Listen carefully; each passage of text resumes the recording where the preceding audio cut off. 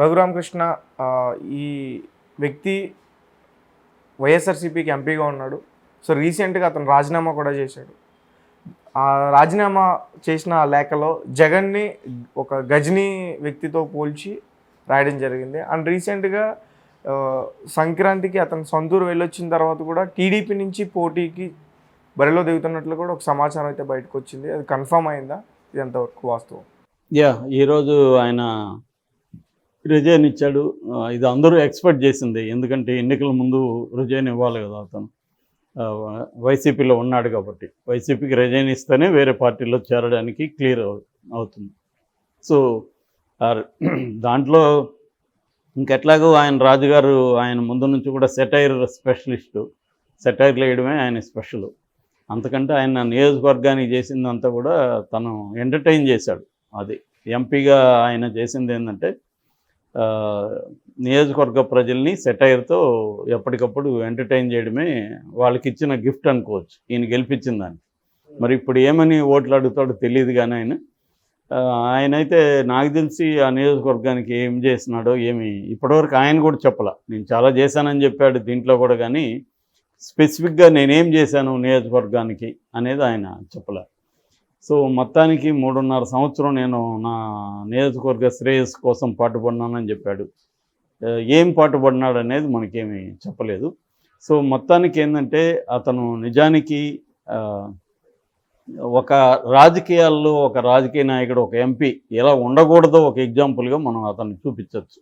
ఎందుకంటే అతను ఒక పార్టీ తరఫున ఎన్నికయ్యాడు. పార్టీ తరఫున ఎన్నికైనప్పుడు ఆ పార్టీలో నీకు నచ్చనప్పుడు, నీకు విభేదాలు ఉన్నప్పుడు ఆ పార్టీ నుంచి రిజైన్ చేసి బయటికి రావాలి. అది రాకుండా ఆ పార్టీని రోజుకు ఒక్కొక్కసారి 2 సార్లు 3 సార్లు కూడా ప్రెస్ మీట్లు పెట్టి తిట్టడం తప్ప ఏం పని చేయలేదు. దానివల్ల ఏమైందంటే ఎప్పుడైనా ఒక రోజు తిడితే జనం పట్టించుకుంటారు. రోజు నువ్వు అదే చేస్తుంటే జనానికి ఏం పని? సో జనం కూడా పట్టించుకోలేదు అతని. దానివల్ల అతని వల్ల వైసీపీకి ఏం నష్టం జరగలేదు, అట్లాగే నియోజకవర్గానికి లాభం కూడా ఏమి జరగలేదు. అతనికి ఏమన్నా లాభం ఉంటే అతనికి లాభం ఉండాలి. ఎందుకంటే అతను ఇటు తెలుగుదేశంతో మంచిగా ఉన్నాడు, పనులు చేయించుకొని ఉంటాడు, అటు బీజేపీతో మంచిగా ఉన్నాడు, అక్కడ ఏమన్నా పనులు చేయించుకుంటాడు. ఎందుకంటే ఆల్రెడీ అతని మీద ఆర్థిక నేరస్తుడు అన్నట్టుగా కేసులు ఉన్నాయి. బ్యాంకు నుంచి 100,000 కోట్లు ఎగ్గొట్టాడు అనేది కేసులు ఉన్నాయి.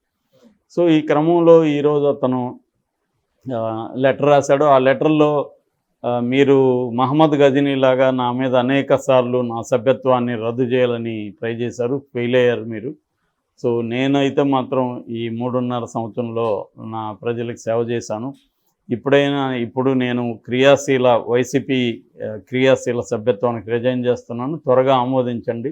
నెక్స్ట్ ఎన్నికలు వస్తున్నాయి, ఎన్నికల్లోనే మన ఇద్దరి సంగతి తేలుతుంది. ఈ అసంబద్ధ సంబంధాన్ని ఇప్పటితో తెంచుకుంటున్నాను అని రాశాడు. కానీ ఇంత చేసినవాడు మళ్ళీ తన లోక్సభ సభ్యత్వానికి రాజీనామా చేయాల. నిజానికి వైసీపీ నుంచి కదా గెలిచింది తను. దానికేమంటాడంటే నన్ను చూసి ఓట్లేశారంటాడు. నిన్ను చూసి ఓట్లేసినా నువ్వు పార్టీలో ఉన్నావు కాబట్టి పార్టీ తరపున గెలిచినట్టే కదా, పార్టీ శ్రేణులంతా కూడా పనిచేస్తాను కదా ఇతను గెలిచాడు. సో అది ఇప్పుడు కాంటెక్స్టు. మొత్తానికి ఇప్పుడు అతను ఏ పార్టీలో చేరుతాడు ఇంతవరకు క్లారిటీ అయితే లేదు. వైసీపీ తెలుగుదేశం ఏమో ఇప్పటివరకు ఆయన మా పార్టీలో చేరుతాడని కానీ నర్సాపురం నుంచి మేము ప్రకటిస్తామని కానీ అనట్లేదు. ఎందుకంటే బీజేపీ నర్సాపురాన్ని అడుగుతుందని చెప్తున్నారు. బీజేపీ కానీ నర్సాపురాన్ని అడిగితే ఆయనకి టికెట్ ఇచ్చే పరిస్థితి లేదని కూడా చెప్తున్నారు.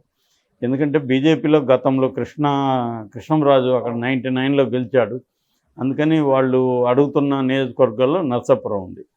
సో కాబట్టి ఈయనకి టికెట్ వస్తుందా లేదా తెలియదు. ఒకవేళ బీజేపీకి ఇస్తే ఇంకా జనసేన టీడీపీ నుంచి ఈయనకి ఇవ్వనప్పుడు మరి ఈయన ఏం చేస్తాడనేది తెలియదు. ఇండిపెండెంట్గా పోటీ చేస్తాడా, లేకపోతే సైలెంట్గా ఉంటాడా, లేకపోతే జనసేన టీడీపీలో చేరి వేరే నియోజకవర్గం ఏమైనా అడుగుతాడా, ఇవన్నీ ఇంకా క్లారిటీ లేదు. ఏదేమైనా అతను ఒక విచిత్రమైన వ్యక్తిగా మనం అర్థం చేసుకోవచ్చు. ఎందుకంటే నేనైతే అట్లాంటి ఒక వ్యక్తిని ఇంకో వేరే చోట ఎక్కడ కూడా చూడలే. ఒక పార్టీలో ఉంటూనే మా పార్టీ అని చెప్తూనే రోజు పంచాయతీ ఊర్లలో పనిపాటు లేని వాళ్ళు వచ్చి కూర్చుంటారన్నమాట. రచ్చబండ దగ్గర కూర్చొని మాట్లాడుతుంటారు. అలాగే దీనికి కూడా రచ్చబండ అనే పేరు పెట్టారు. ఏమీ పని చేయరు వాళ్ళు, కానీ ప్రపంచం గురించి అన్నిటి గురించి మాట్లాడుతుంటారు. అలాగే తను కూడా ఏమీ పని చేయలేదు. ఒక ఎంపీగా వాళ్ళ నియోజకవర్గానికి పనిచేయడం. 3.5 సంవత్సరంలో ఇతను ఎందుకు రాలేదు? సంక్రాంతికి మాత్రమే ఎందుకు వచ్చాడు? అప్పుడు కోర్టుకెళ్ళాడుగా ఇతను. కోర్టుకెళ్ళి రక్షణ తీసుకున్నాడుగా. ఇదే పని అంతకుముందు చేయొచ్చుగా. ఒకవేళ వచ్చి అరెస్ట్ అయినా ప్రజల కోసం అరెస్ట్ అయ్యాడనే పేరుండేది. నేను నా నియోజకవర్గంలోనే ఉంటాను. నా ప్రజలు నన్ను ఎన్నుకున్నారు. నన్ను ఎన్నుకున్న ప్రజలకి నేను బాధ్యత వహిస్తాను. నేను ఇక్కడ డెవలప్మెంట్ కోసం పనిచేస్తానని కానీ అతను వచ్చునుంటే ఖచ్చితంగా అతను గ్రేట్ ఎంపీ అయి ఉండేవాడు. అవేవి లేకుండా దొంగమారిగా నెల్లూరులో ఢిల్లీలోనూ హైదరాబాద్లోనూ కూర్చొని టీవీల ముందు పేపర్ పులి అనేవాళ్ళు, ఇంతకుముందు పేపర్ టైగర్ అనేవాళ్ళు. అలాగే ఇతను టీవీ టైగర్ అనమాట, మీడియా టైగర్. మీడియాలో మాత్రమే నేను ఇంత నానంతని చూపిస్తాను, ఇంకేమీ లేదు. గ్రౌండ్ లెవెల్లో ప్రజల తరపున ఏదైనా పోరాడా? ప్రజలకు అనేక సమస్యలు ఉన్నాయి, జగన్ ప్రభుత్వం నుంచి అనేక ఇబ్బందులు ఉన్నాయి, దాని మీద ఒక ఎంపీగా ఇతను పోరాడా? పోనీ డెవలప్మెంట్ తన ఫండ్స్ వస్తాయి, ఎంపీ ల్యాండ్స్ ఫండ్స్ అంటారు, వాటిని ల్యాండ్ ఫండ్స్ అంటారు, వాటినంతా తీసుకొచ్చి ఖర్చు పెట్టాడా? ఎక్కడైనా తన దగ్గరుండి అభివృద్ధి కార్యక్రమాలు చేయించాడా? ఏది లేకుండా ఏ అథారిటీతో ఆయన గవర్నమెంట్ని కానీ ఇంకో దాన్ని కానీ ఎలా విమర్శిస్తాడు? ఇప్పుడు తెలుగుదేశం జనసేన అంటే విమర్శించే హక్కు వాళ్ళకు ఉంది, ఎందుకంటే వాళ్ళు ప్రజల ఇష్యూల కోసం పోరాడుతున్నారు. చంద్రబాబు ఈ వయసులో కూడా అనేక ఇష్యూల మీద జగన్ ప్రభుత్వం సంబంధించి పోరాడుతున్నాడు. అట్లాగే పవన్ కళ్యాణ్ ఆయన వీకెండ్ వచ్చినా కనీసం కొన్ని స్పెసిఫిక్ ఇష్యూల మీద అయినా ఆయన పోరాడుతున్నాడు, ప్రకటనలు ఇస్తున్నాడు. అతను కన్సిస్టెంట్గా ఉంటున్నాడు. ఎంత గ్యాప్ ఇస్తున్నాడు ఏంటి అని పక్కన పెడితే, ఇతను ఏ రకంగానూ ప్రజల్లో లేడు, ఏ రకంగానూ ప్రజల ఇష్యూల మీద ఫైట్ చేయట్లేదు. ఓన్లీ పేపర్ టైగర్ లాగా, మీడియా టైగర్ లాగా కూర్చొని కబుర్లు చెప్పడం, సెటైర్లు వేయడం, ఇవి తప్ప అతను ఏమి సాధించాడు అనేది ఇప్పటివరకు ఎవరికీ తెలియదు. అందుకనే కామెంట్లు చూస్తే కూడా మనకి సోషల్ మీడియాలో ఓన్లీ వైసీపీ వాళ్ళే కాదు, మామూలు నెటిజన్స్ కూడా తీవ్రంగా నెగిటివ్గా స్పందిస్తున్నారు. ఈ రిజైన్ నువ్వు నిజంగా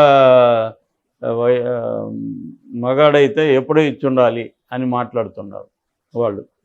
అంటే ఇది కావాలని ఇంకొక 10-20 రోజుల్లో షెడ్యూల్ రాబోతుంది, నోటిఫికేషన్. ఇప్పుడు ఇవ్వడం ఏముంది, ఎవడైనా ఇస్తాడు, ఇంకేముంటుంది, అయిపోయింది. సో అది కూడా ఇప్పుడు కూడా ఆయన లోక్సభ సభ్యత్వానికి ఏమి ఇవ్వట్ల, ఓన్లీ పార్టీ సభ్యత్వానికి ఇచ్చాడు. వాళ్ళైతే ఇంకా ఆమోదించలేదు. వాళ్ళు కూడా నాకు తెలిసి ఆమోదించే అవకాశం ఉంది, ఎందుకంటే ఇతని వల్ల వాళ్ళకి ఇప్పుడు కొత్తగా వచ్చే నష్టం లేదు, కొత్తగా వచ్చే లాభం లేదు. కాబట్టి తన్ని పక్కకు పెట్టడమే బెటరు. యాక్చువల్గా సస్పెండ్ చేస్తారని తను ఊహించి గట్టిగా చేస్తే సస్పెండ్ చేస్తారు, అప్పుడు వేరే పార్టీలో జాయిన్ అయిపోదాం అనుకున్నాడు. అందుకని వాళ్ళు కూడా వైసీపీ వాళ్ళు సస్పెండ్ చేయకుండా వాళ్ళు ట్రై చేశారు లోక్సభ ద్వారా ఇతన్ని ఇచ్చేద్దామని చెప్పి. ఎందుకంటే సస్పెండ్ చేస్తే ఇతను వెళ్తాడు, సస్పెండ్ చేయకుండా వేరే పార్టీలో చేరడానికి లేదు, అది ప్రాబ్లం అవుతుంది. అందుకని ఇతను ఉంటున్నాడు. ఇతనే కాదు, చాలామంది ఇవాళ రాజకీయ నాయకులు ఏంటంటే గెలిచేది ఒక పార్టీలో గెలుస్తారు, గెలిచిన తర్వాత ఇంకొక పార్టీలోకి జంప్ అవుతారు. అట్లాంటప్పుడు మరి ఈ పార్టీలు ఎందుకు గెలవడం? అట్లాంటప్పుడు జనాలకు కూడా ఏంటంటే ఎవరు ఓటేయాలన్నా వీడు ఉంటాడా లేదా, మళ్ళీ నెక్స్ట్ పార్టీలోకి వెళ్తాడేమో. ఒక పార్టీ వద్దని కదా ఇంకొక పార్టీకి వేస్తారు, వీళ్ళని మళ్ళీ జంప్ అవుతున్నారు. సో ఇది మేజర్ ప్రాబ్లం. అంటే డెమోక్రసీలో ఇవాళ ఏంటంటే నేను చాలాసార్లు చెప్పాను, నిజానికి ఏ పార్టీకి ఒక పార్టీకి తేడా అనేదే లేదు ఇవాళ.